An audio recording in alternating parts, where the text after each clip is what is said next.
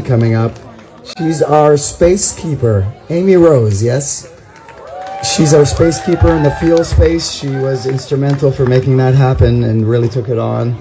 Thank you so much for owning it and absorbing the vision. And so she's going to give you a little bit of a, haven't been to a festival before. And our community is sort of new at this. And I think that's absolutely the most exciting thing. We're building something new and we're figuring it out together as we go. And Amy's going to help us envision it. Yes. Thanks, Amy Rose. Thank you so much, Anna.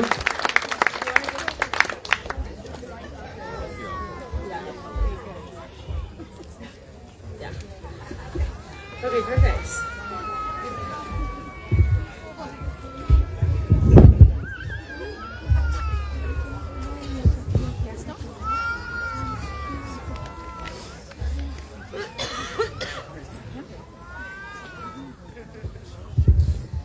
All right, guys, welcome.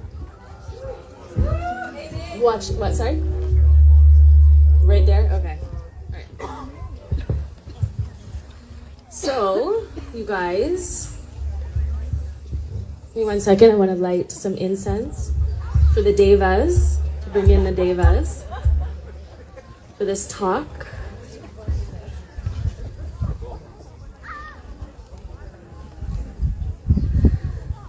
So, everyone had an opportunity these past few days to live in the way that humans are meant to. And I'll say that again. We all had the opportunity to live in the way humans are meant to. In tribe, working together, elders, adults, young adults, adolescents, children, babies. Thank you, Lorraine. Everybody, working together. And, this is how we're meant to live. That's why these events are so nourishing to our souls, because we're missing so much of that connection with each other in our day-to-day lives. And so, okay, go. So I'll give you a little bit of history about me, I guess. I've been a festivaler for a few years now, probably about 7 years. Been getting pretty good at it, learning every single time I come through. Learning from especially other women campers and all the little things they bring. You're like, oh shit, I'm gonna remember that next year. And every time your experience gets better and you get more into the flow of it, but the whole experience is all part of it. I often say that our festival experience begins when we start to pack, when we're at home. And we have to put some focus towards that. What am I gonna need? It's a little bit annoying packing and bringing things out of all the spaces that you have it and putting it, you're being yourself, your parent, you're self-parenting in those moments and thinking ahead, right? So the festival experience really begins when we're packing. And yeah, so it's just so incredible to me, all of the different lessons and learnings that come through from festivaling. All of the challenges that we come across, maybe we start to see some of our loops coming up to the surface, some of our patterns, that we kind of I don't want to be like that anymore, we want to move beyond that. And they come up so that we can clear them, because we can't take them where we're going. That's right? It's like baggage. All of our stuff, all of our patterns, our loops, it's like baggage, and we're not going to take it where we're going, because where we're going is a little bit different than this place. Slightly different, yes. There's actually a really beautiful analogy, and I believe it's in the Talmud, and it's this idea of a camel going through a very narrow passageway. And it's so narrow, they have to actually take off all of the bags on either side of the camels, and the camels can go through to the other side. And so I feel like that's a lot about what we're doing now, and that's why things are coming up so fast, right? Coming up to clear. and the teachers in your life, your kids, your friends, your partner, your mom, your dad, your family. It's coming up to the surface because it's like, okay, time's a ticking now. Are you going to come with us on the boat to the new world that we're going to create? Or are you going to stay behind? Are you kind of complacent? Are you happy just, in your same patterns, right? So it's really kind of, I feel like what we're seeing happening, of course, is that, a bit of a division. And so yeah, it's like the idea of going through the eye of the needle. And that's, I think, what we're doing. And we can't take our baggage with us, can we?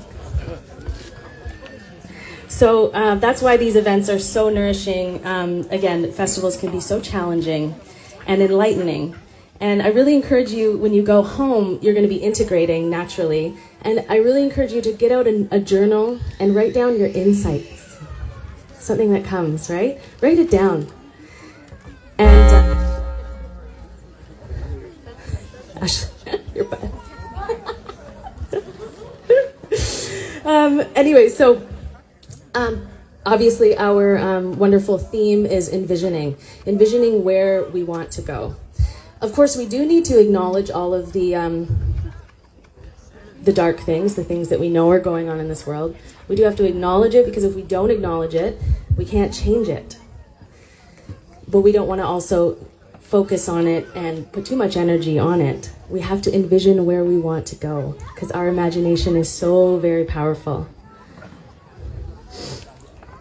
So, let's see, where's my chalk? Okay.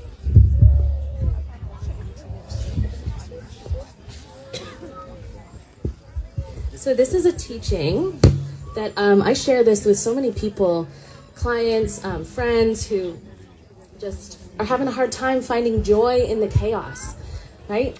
And so this teaching just really helped me, so I really wanted to share it with you guys today. So it's from the Hindu tradition, the yogic path. It's the idea of the cycle of the Yugas, the Yuga cycles, so some of you may already be familiar with this. This is meant to be a really, really huge cycle. I believe it is 4,320,000 years. And it's essentially like a cosmic day for God. Like a sun rising and a sun setting. And so in the Yuga cycle, we have at the top, and you can see this is a majority of the circle, all up in here. That, my friends, is the golden age, right there. Where we have all the potential, where humans can really truly fulfill our greatest, most divine potential, and we get there by working together. And then down here is the Iron Age.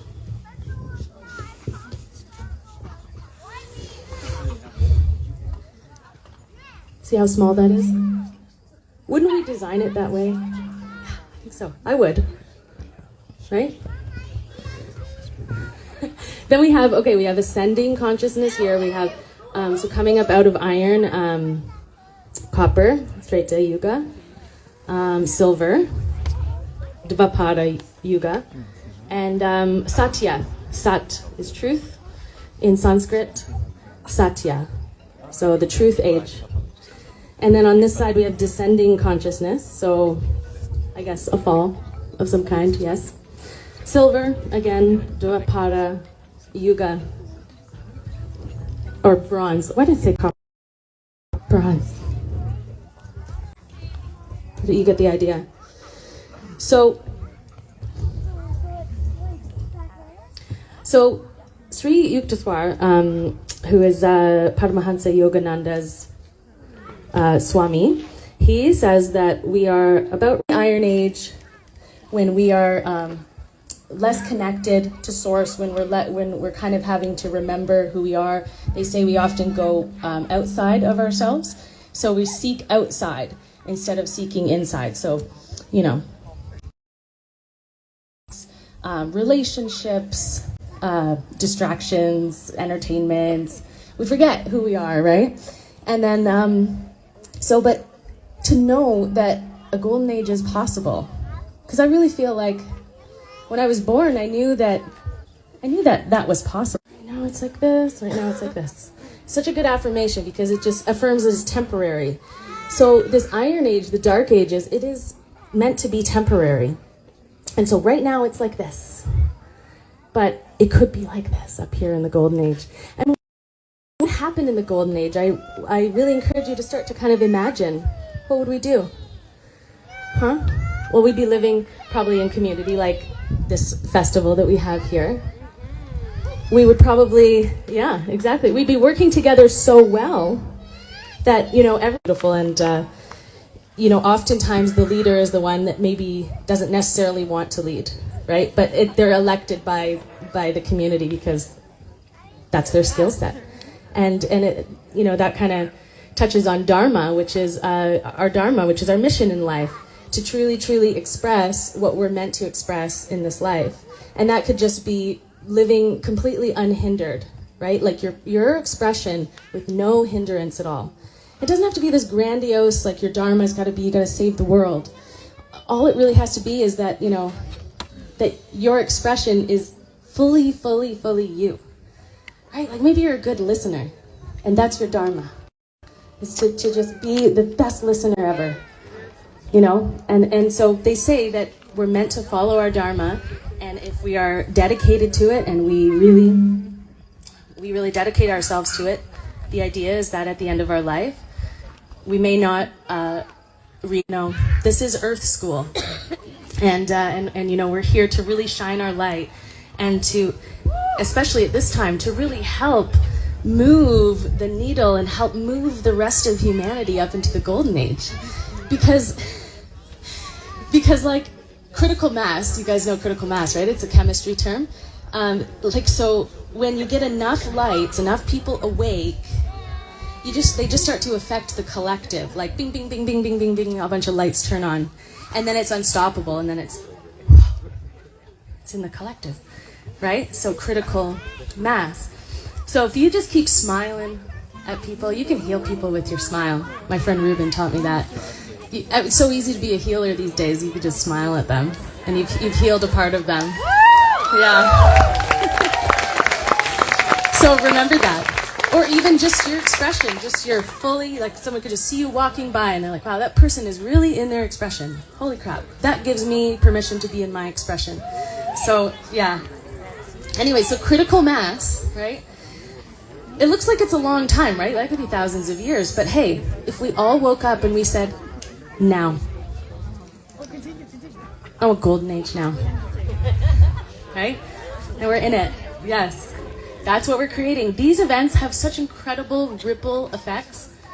Like what we created here, how it's going to ripple out. How you guys are all going to go back to your lives and smile at people and they'll ask you how the festival was. You know, and they'll just be literally healed by your energy. Yes. You know, we call this play, right? I'm going to go play, I'm going to go dance in the forest all weekend. I'm going to be so tired and all this. Like, it's play, but it's work. It is work. We're doing the work. Yes. So always remember that. Yeah. So what would we imagine in the Golden Age? How about technologies that don't harm us but help us? Woo! Like you can run a car on water, right, Amanda Vollmer? It's incredible. Water, right? There's technologies that, you know, like I said, if we're working together, we can actually utilize them and they don't hurt the environment, right? And we could utilize them to, you know, help us live in a better way. I'll just quickly, I know I'm kind of droning on a little bit, but I think I have all of yours attention pretty well, right? So there's a, kind of jumping around, but one of my mentors, Paul Check, he talked about this book called Voices of the First Day. And this is about the Aborigines in Australia. And they're the oldest, some of the oldest people's, oldest history. And they basically, like, they're just incredible, such a steep, rich history. Well, they were studied, and they're in their tribes, if everyone was doing their job, if all the adolescents were doing their chores and all the adults were doing their chores and everyone just did what they needed for basic survival, water, food prep, shelter, whatever it is, right? 3-4 hours a day of working. 3-4 hours. The rest of the day, right? That's when you're working together in a tribe. Tops, right? Yeah, some days probably like 2 hours. Oh my God. And what did they do with the rest of their time? They played, yeah. They just like sat and looked at nature, you know? Or they played with the kids, right? Or they made song and they were creative, right? Teaching the kids, yeah. Innovating, right? When you have free time, you're not working, you're very innovative. So so you can see this example of a tribe on the microcosm, right? That's possible. Wow. 3-4 hours, they're all taken care of? What? How come we're not doing that? It's an example in the microcosm. So in the macrocosm, when we zoom out here and we look around and that's not really what we're doing, right? And it's kind of designed that way. We're living so separately. They don't want us living in a tribe, separate family units, in separate dwellings, and no real community. There's some community, obviously. We're naturally inclined to make community wherever we go. But yeah, so I envision in the golden age, every single child gets to do their talent and explore their talent. Whew. Wow. I just think about in the world, like how many Beethovens there are, like working 2 jobs and just making the ends meet. And it's like, they have so much art and beauty inside them. You know? So there's a lot wrong, I guess, with the world, with the society that we've built up, but that's ending. That's going away. It's old. It's obsolete. We're creating something new, something that is supportive to us. Yes, those systems are falling away, and eventually we will have the golden age. Can you imagine the innovations we would have? Can you imagine the buildings we would have? Like, we live in these boxes, right? These angles. But wouldn't it be amazing to live in a dome? Like, why don't we live in domes? Yeah. Yeah, exactly. You are doing it. Yes. So all of these things would change in the, in the golden age, and just let yourself envision it. Like, what else? Can someone have an idea? Like, what would we do in the... That's right. And if you do get sick, there's natural doctors that will actually sit down and talk with you and work with you in your mind probably first, and then the rest of the way just follows through. So yeah, health. We'll have healing with vibration. We'll have healing with sound healing, right? Farming. Yeah, all these incredible innovations. I saw this oyster farm thing that was vertical, and it just makes so much sense. Humanity just has so many gifts, and so just really envision all the things that we could do in the golden age. Yeah, and like I said, every child gets to really explore their natural inclinations, their natural talent, and their parents just support them, just throw things at them and see how that fits, and then they become the adults, and there you go. So I'm excited for this.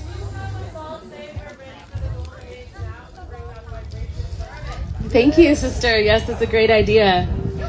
So, sun's coming out.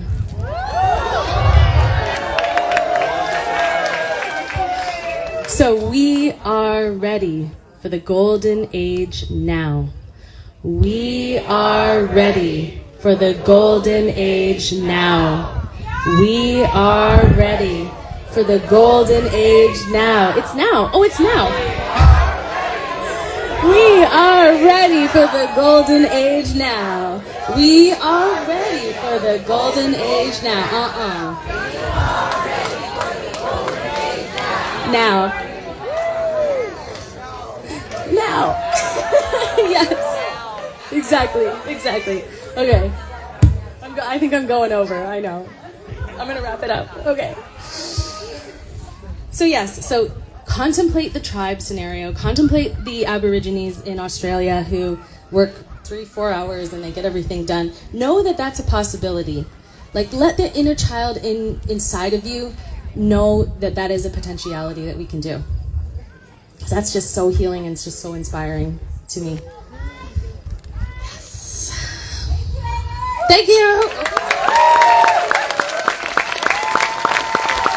All right, so I'll just finish with a quick prayer. If you want to just join me maybe in sitting up nice and tall. You can close your eyes if you like. You can keep them open. How do you feel? By the great Don Miguel Ruiz.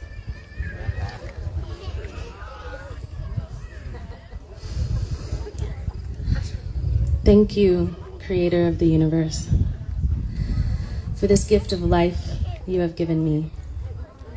Thank you for giving me everything I have ever truly needed. Thank you for the opportunity to experience this beautiful body and this wonderful mind. Thank you for living inside me with all your love, your pure and boundless spirit, your warm and radiant light. Thank you for using my eyes, for using my heart, for using my words to share your love wherever I go. I love you, Creator, just the way you are. And because I am your creation, I love myself just the way I am. Teach me to keep the peace and the love in my heart, and to make that love a new way of life, so I may live in love the rest of my life. Wow. And so it is. Thank you so much, you guys. Thank you, Anna.